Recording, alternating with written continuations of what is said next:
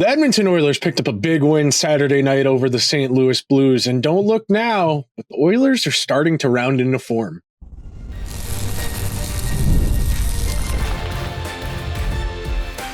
You are Locked On Oilers, your daily podcast on the Edmonton Oilers, part of the Locked On Podcast Network, your team every day.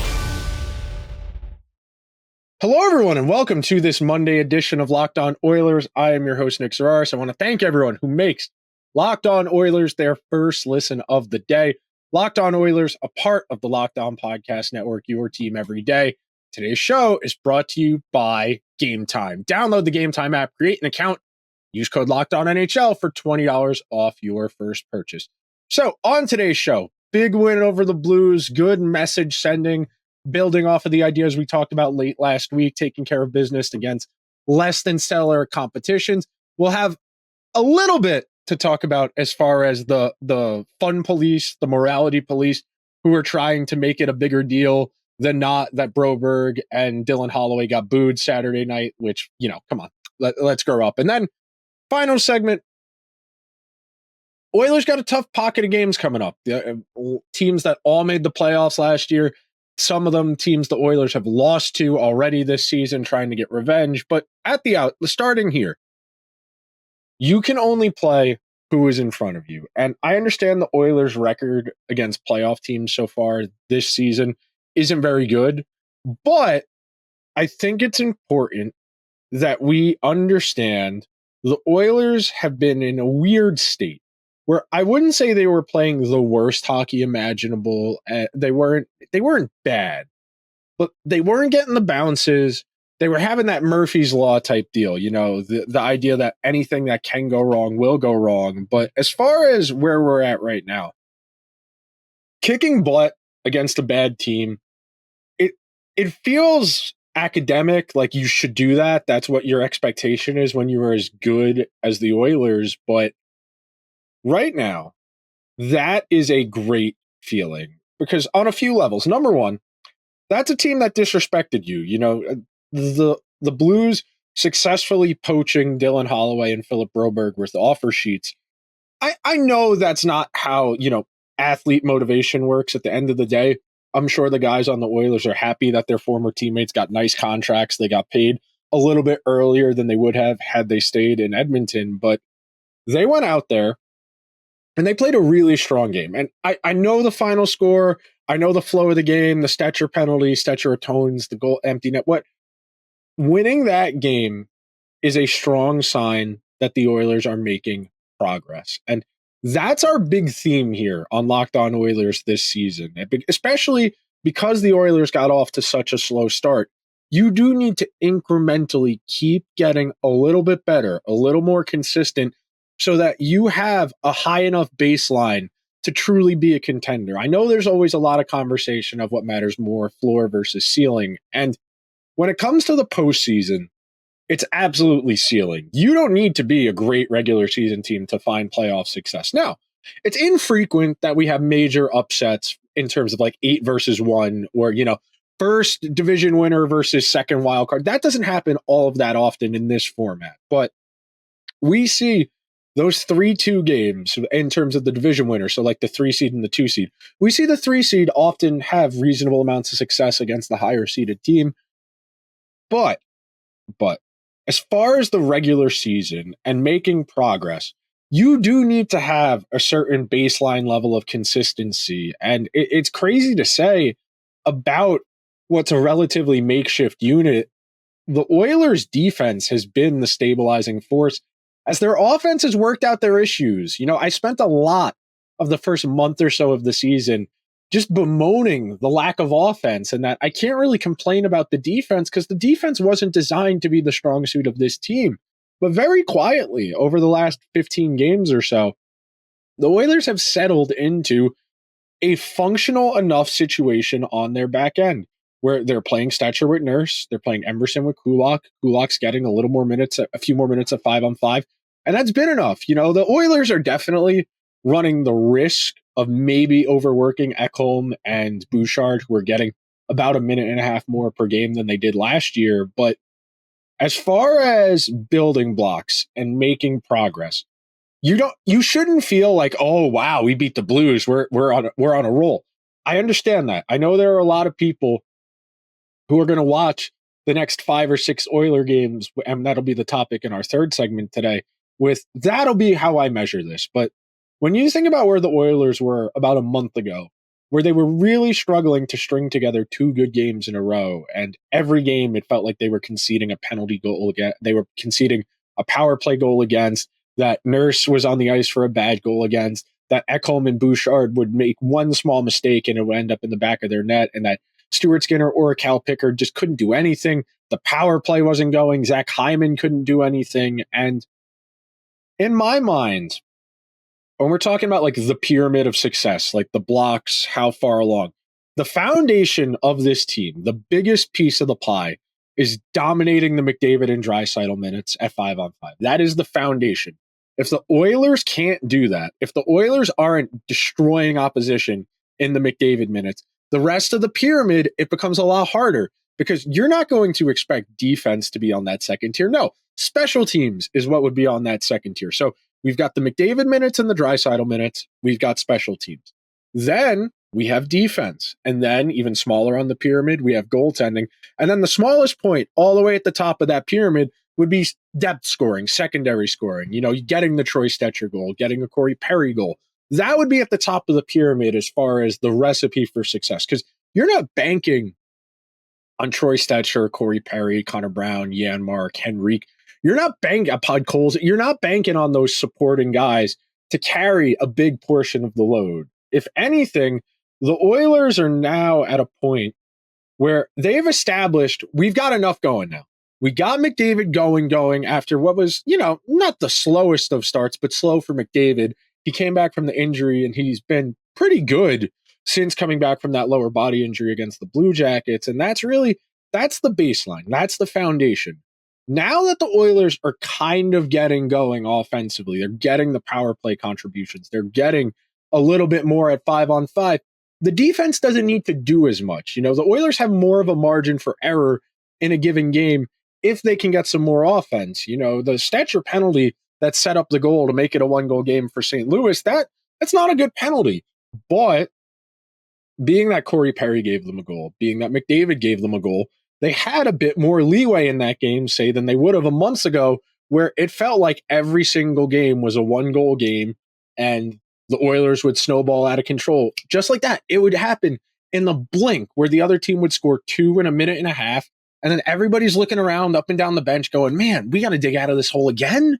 And it's really hard to live that way. The Oilers benefit when they're playing with a lead. That's not like rocket science. That's pretty statistically proven and well known that NHL teams, when they play with a lead, they're able to do a lot more offensively because they have counterattacking opportunities, because the other team is more inclined to break down its structure. Because when you're chasing offense, you aren't going to be able to make as many structured plays, because you have that sense of desperation, the desert island versus the drowning desperation that we talk about here on Locked On Oilers. For a while, the Oilers were drowning in the open ocean, treading water, praying there weren't sharks, praying that someone would see them, and praying a ship didn't go by and drown them. Now, the Oilers are on land. They still have work to do. They're not firmly in a playoff spot. Everyone is very congested. But the simple matter of the fact is, they are playing pretty good hockey right now. They still have a little bit of room for improvement, and reinforcements are on the way. Not immediately, but in the not so distant future, there are going to be additions to make this lineup even better. We're going to take our first break of today's show, and when we come back, we're going to talk about the fun piece coming up next. I love a great deal as much as the next guy, but I'm not going to crawl through a bed of hot coals just to save a few bucks. It has to be easy. No hoops, no BS. So when Mint Mobile said it was easy to get wireless for $15 a month with the purchase of a 3-month plan, I called them on it. Turns out it really is that easy to get $15 a month. The longest part of the process was the time I spent on hold waiting to break up with my old provider. To get started, go to mintmobile.com/lockedonnhl. There you'll see that right now, all 3-month plans are only $15 a month, including the unlimited plan. All plans come from high-speed data and unlimited talk and text delivered on the nation's largest 5G network.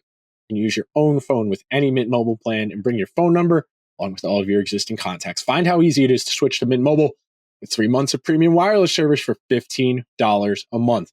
To get this new customer offer and your new 3-month premium wireless plan for just $15 a month, go to mintmobile.com/LockedOnNHL. One more time, that's mintmobile.com/LockedOnNHL. Cut your wireless bill to $15 a month at mintmobile.com/LockedOnNHL. $45 upfront payment required. New customers on first 3-month plan only. Speed slower, above 40 gigabytes on unlimited plan. Additional taxes, fees, and restrictions may apply. See Mint Mobile for details. Today's show is also brought to you by our friends over at Game Time. This weekend, one of my favorite players in the entire NFL is coming to the greater New York area. I'm going to see Lamar Jackson play football in person for the first time. I can't wait. Unfortunately, it's against my Giants, who are the most dead team in the history of professional football. But I got my friend and I our tickets from the Game Time app, the only app I use to buy tickets to get out to games with personalized features like the seat view, where you can get a panoramic view from your seat in the app before you buy. The lowest price guarantee, or Game Time will credit you 110% of the difference. And Game Time ticket coverage, where your purchase is covered with the most flexible customer service policy in the ticketing industry. Take the guesswork out of buying tickets with Game Time. Download the Game Time app, create an account, use code LOCKEDONNHL for $20 off your first purchase. Terms apply. Again, create an account and redeem code LOCKEDONNHL for $20 off. Download Game Time today. What time is it? Game time. Thank you to everyone who is hanging out here on this Monday edition of Locked On Oilers, where we unpacking the fun from the weekend, the win over the St. Louis Blues. And look, I'm going to do my best in this segment to not get up on my soapbox, but it is one of my biggest pet peeves in the entire world when the people who cover professional sports teams act like fans aren't people. They act like they are an amorphous blob that they can unilaterally label with blank. And in this case, the amount of hand-wringing I saw about Dylan Holloway and Philip Broberg being booed in their return to Edmonton it's nonsense. And look, I understand that the professional trajectories of athletes in this landscape now of social media and so much pressure and attention and not really having privacy. I do. I fundamentally understand. And look, if you're spending time DMing players, tweeting at players, posting at players with obnoxious, rude, threatening, any of that type of stuff, of course, those types of people are bad. You know, I can put my hand up and say, every fan base has people like that. Every single group of any type of people has a handful of people that ruin it for everyone else. That said, booing players who left the team to go to a worse team for more money is a very easy narrative for fans to understand. I might not necessarily be able to explain the finer points of zone entry defense to most people. Most people aren't going to have the understanding of what it means when I say, well, you got to play the angle, you got to use the boards to close them off, force them to the outside, make a lower percentage play. It's a lot easier for a fan who watches a few games a month to say, well, those guys were on the team last year. They got roles in the playoffs. You know, Holloway had the goals. Broberg came in and was great against Vancouver, made a real difference in the conference final and the cup final.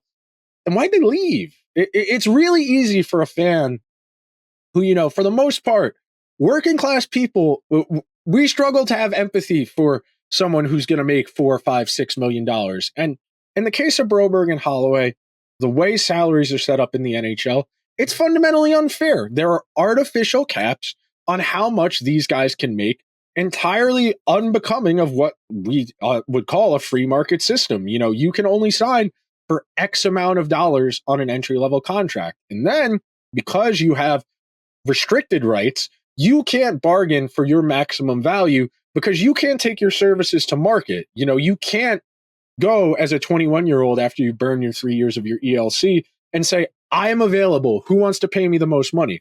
Hockey is set up in a way, the NHL is set up in a way, I should say, that these players are property of their organizations for almost 8 to 9 years. You know, the rule is 27 years old or 9 years in the NHL, whichever happens first before you can reach unrestricted free agency.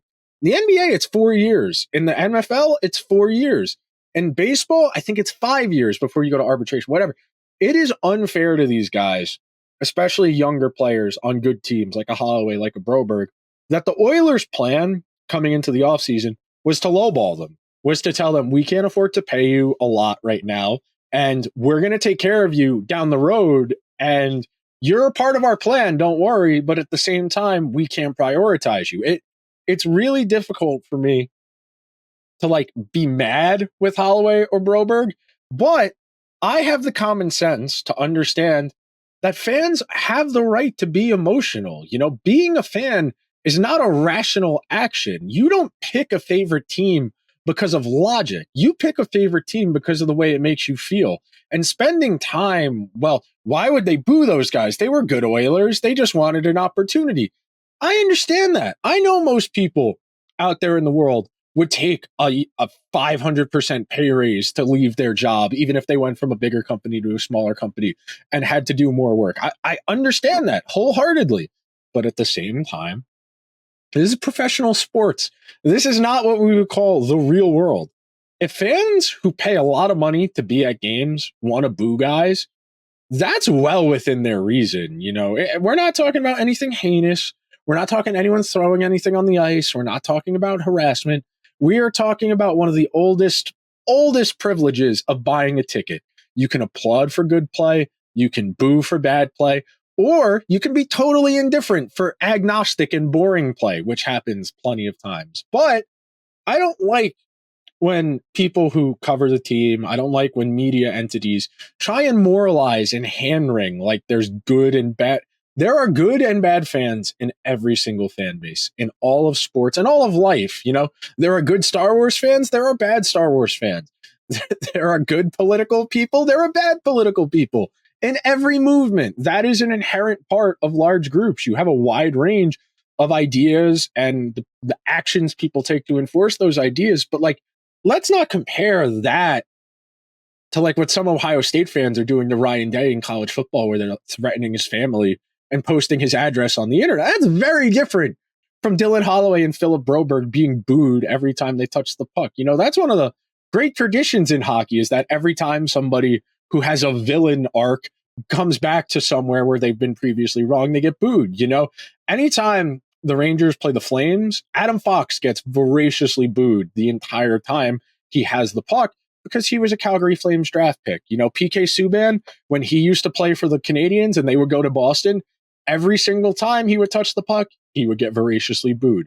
It is one of the real treats within hockey. It's one of the few things that still feels authentic, and like, not to turn this into a monologue about the monolith of sports culture and how every game experience is slowly bleeding into the other and they all lack any type of organic behavior because everything is so tightly choreographed as part of event presentation. But like, fans booing is good. That means they care. An engaged fan base is a good thing. The last thing you want is people who are quiet or people who don't show up. If people show up to boo, that means they care. Okay. It's oxymoronic. And I know I've read more than one player quote over the years about expressing frustration about being booed. But like, at the end of the day, it's a skill issue. If you don't want to get booed, play better. If you don't want to get booed, don't leave the team. You know, it's part of the trade-off. You wanted to get more money. Okay. But now this fan base that used to like you is going to boo you. And I think Dylan Holloway and Philip Broberg are adults and they're okay with that trade-off. We're going to take one more break on today's show, and we're going to talk about why the next upcoming stretch of games for the Oilers is going to be awfully illuminating about how good they actually are. Get ready to tackle NFL action with FanDuel, America's #1 sportsbook, because right now, new customers can bet $5 and get $150 in bonus bets if you win. The FanDuel Sportsbook app gives you everything you need to place live bets on the NFL all in one place. So when you get a hunch in the middle of the game, you can check out the latest stats, view live play-by-play, and so much more on the same page where you place your bets. This week, we've got good Thursday night football. We got the Rams coming off their barn burner with the Bills, going to San Francisco, where the 49ers are 2.5-point favorites. We've got the Battle of Pennsylvania, the Steelers, Russell Wilson, heading to Philly to take on the Birds, where the Birds are 5.5-point favorites. And then best game of the weekend, Josh Allen and the Bills going to Detroit to take on the Lions, where the Lions are 1.5-point favorites. Cannot wait to see that game. You can get started with $150 in bonus bets if you win your first $5 bet. It's FanDuel.com. Never waste a hunch and make every moment more with FanDuel, an official sportsbook partner of the NFL. Thank you to everyone who is hanging out here on this Monday edition of Locked On Oilers, where we are now going to start looking forward. The first two segments, we were talking backwards over the weekend, games over the weekend, but now you have got real measuring stick games in front of you. I spent a little bit in that first segment explaining why, even if it's just the Blues, it's a good sign. They had struggled against some bad teams. They had some bad losses. The Blue Jackets game the first time around, that comes to mind as far as a bad loss to a non-playoff team. But sitting here now, climbing out of that abyss where they were sitting at 5-5-1 after 11 games, they're 9-3-1 in their last 13 games. The Oilers have outscored opponents 49-34. They are 9 for 33 on the power play in that window. Now, coming up, you have Tampa Bay, you haven't played yet. Minnesota, you lost to the first time. Vegas, you lost to. Florida, Stanley Cup Finals rematch. And then the Bruins, who are not in a playoff spot at the moment, but were last year. All of those teams have enough talent that the Oilers are going to have to work harder than they did the last few games. And they all present different types of challenges. Vegas and Minnesota, and Florida for that matter, I would profile as bona fide Stanley Cup contenders. I very easily could see Florida coming out of the East again. Florida is clearly the best team in the East right now as we sit here on December 9th, 10th, whatever it is. Yeah, December 9th. And look, I know a lot of people are excited about the Capitals, the winning streak without Ovechkin, the record, Pierre-Luc Dubois, Jacob Chychrun. Oh my goodness. Jacob Chychrun. Oh my goodness. I'm sorry, Jacob Chychrun. I did not mean to compare you to Jake Leschyshyn. That was just an honest mistake. It's Monday. The brain's going, but it's not going as 100% as it should. That said, Florida is clearly the class of the East again. The Leafs have a nice record. I'm not taking that Wool goalie tandem that seriously. The Rangers look like a mess right now. The Devils, they're good, but I don't know how well their game is going to translate to the playoffs when there's a little less room. There's more forechecking, there's more cycling, and you need to be better defensively. I'm not particularly moved by a lot of teams in the East. And then in the West, the Jets came out of the gate, best record ever through 15 games at 14-0-1. They've since cooled off. They've lost a couple in a row. They have some injuries. Brad Lambert, first round pick from a couple years ago, is up with the big club right now. The Wild, who the Oilers played a few weeks ago, we did the crossover with Seth Topol of Locked On Wild. The Wild stomped them. The Wild look good right now. The Wild, I believe, still have the best record in the Western Conference. And at a certain point, you are what you are. But being that it's early, being that we're only in December, you have time to change what you are. The Oilers are currently tied with the Canucks for third place in the Pacific Division. But the Canucks have a game in hand. They've only played 26. The Oilers have played 27.